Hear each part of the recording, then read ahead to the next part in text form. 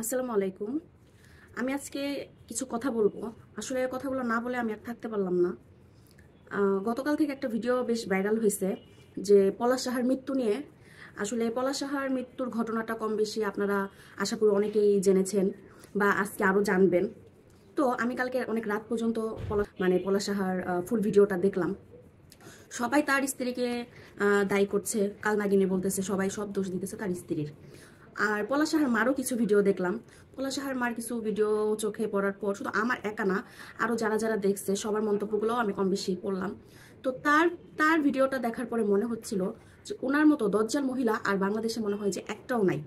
ঠিক আছে, ওনার ছেলে মারা গেছে, সেটা তো তার কিচ্ছু যায় আসতেছে না। সে পড়ে আছে তার ছেলের বউকে নিয়ে। হ্যাঁ, কোন বিষয় নিয়ে ঝগড়া হইতো, তার ছেলের বউ এটা, তার ছেলের বউ ওইটা। হ্যাঁ, আমার ছেলে এসপি হইতো, আমার ছেলে এটা হইতো, ওইটা হইতো। আরে বাবা, তোর ছেলে তো মারা গেছে, আগে তোর ছেলের জন্য একটু তুই শোকাহত হ।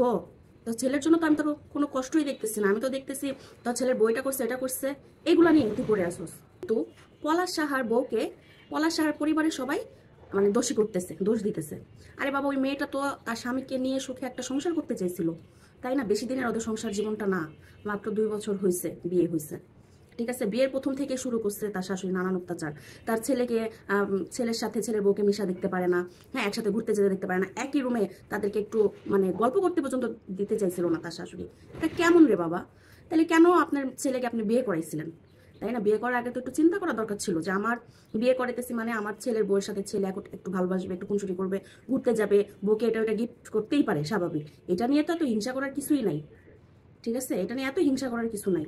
একটা মেয়ে কখনো খারাপ বউ হয়ে একটা পরিবারে আসে না। একটা পরিবারে এসেই একটা মেয়ে খারাপ হতে বাধ্য হয়। তাকে কারা বাধ্য করে জানেন? এই শাশুড়ি নামক এই ভয়ানক কিছু মহিলারাই একটা মেয়েকে খারাপ বউ হতে বাধ্য করে।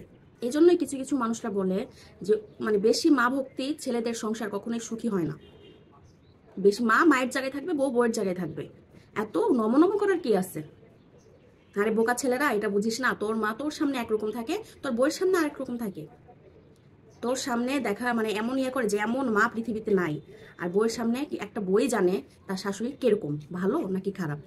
একটা বই জানে। একটা স্বামী স্ত্রীর বিয়ের পরে যেমন একটা স্ত্রী জানে যে তার স্বামীটা কিরকম, তার স্বামী কতটুকু ভালো কতটুকু খারাপ, তেমন একটা বিয়ের পরে তার ছেলের বউ জানে যে তার শাশুড়ি কতটুকু খারাপ কতটুকু ভালো। এরকম দজ্জাল শাশুড়ির পাল্লায় যারা পড়ছে, যে নারীরা পড়ছে, একমাত্র তারাই জানে যে এর মানসিক অশান্তিটা কতটা ভয়ানক, এদের অত্যাচারগুলো কতটা খারাপ, একমাত্র তারাই জানে। সাহার বউর কিন্তু বেশি বয়স না, মাত্র 20 থেকে 21 বছর বয়স। তো যাই হোক, পলাশ সাহার বউ অন্যান্য 8-10টা মেয়েদের মতোই ওরও কিন্তু একটা স্বপ্ন ছিল। ও কিন্তু একটা স্বপ্ন নিয়ে তার স্বামীর সাথে সুখে সংসার করতে চাইছিল, কিন্তু কপালটা এতই খারাপ যে সংসারটা করতে পারলো না। ঠিক আছে, সংসারটা হলো না, তার স্বপ্নের সংসারটা সাজায় উঠতে পারলো না। তো যাই হোক, কথাগুলো যদি যাদের কাছে খারাপ লাগবে আমি তাদের কাছে মাপ চাই। কিন্তু কথাগুলো একটু খারাপ লাগলেও কথাগুলো একটু শুনেন, একটু বোঝার চেষ্টা করেন। যদি ছেলেকে ভালোবেসে থাকেন তাহলে অবশ্যই ছেলের বউকেও ভালোবাসা লাগবে। ছেলে বিয়ের পরে ছেলের বউয়ের সাথে একটু খুনসুটি, একটু আদর আহ্লাদ, একটু বাইরে ঘুরতে যাওয়া, এসব করবেই। এগুলো যদি নিজে মানিয়ে নিতে না পারেন, ঠিক আছে, এই যে ছেলের বউকে একটা শাড়ি কিনে দিল, এখন সেটা দেখে আপনারও একটা শাড়ি লাগবে। ছেলের বউকে একটা গহনা কিনে দিল, আপনারও দেখে সেটা একটা গহনা লাগবে। ঠিক আছে, এরকম কম্পিটিশন না করেন না। আমিও একটা ছেলের মা হয়েছি। ঠিক আছে, আমি যদি আরেকজনের ছেলেকে নিয়ে ঘুরতে যেতে পারি, খেতে পারি, ভালো থাকতে পারি, তাহলে আমার ছেলের বউকে নিয়ে এগুলো করলে আমার কেন খারাপ লাগবে? আমি কেন সহ্য করতে পারবো না? যদি এরকম সহ্য করতে না পারেন, ছেলেকে বিয়ে করাবেন না। আপনাদের কাছে অনুরোধ, করাবেন না মানে করাবেন না, একদম না। ছেলেকে সবসময় নিজের আঁচলের নিচে লুকায় রাখবেন। ছেলেকে বিয়ে করানোর কোনো দরকার নেই। অনেক খারাপ লাগা থেকে আজকে কথাগুলা বের হলো পলাশ সাহার ঘটনাটা শুনে।